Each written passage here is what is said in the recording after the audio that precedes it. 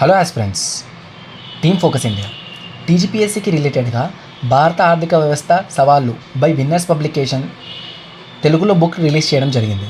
ఈ బుక్ మనకి 3 సెక్షన్స్గా డివైడ్ చేయడం జరిగింది. ఫస్ట్ సెక్షన్లో Indian budget, Indian economic survey, భారత ప్రభుత్వ విధానాలు, పథకాలు అండ్ లేటెస్ట్ నీతి ఆయోగ్ ఇతర రిపోర్ట్లు.